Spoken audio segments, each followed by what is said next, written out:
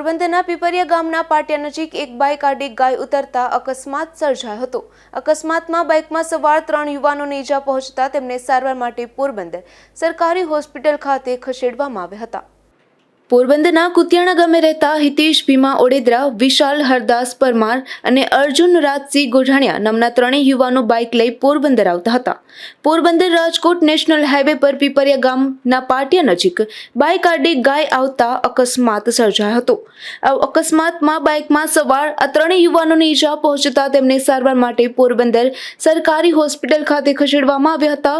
અત્રે ઉલ્લેખનીય છે કે હાઈવે રોડ પર પશુ આડે ઉતરતા હોવાથી અનેક અકસ્માતો સર્જાઈ રહ્યા છે, જેમાં ભૂતકાળમાં લોકોએ જીવ ગુમાવ્યો હોવાની પણ અનેક ઘટનાઓ બની છે।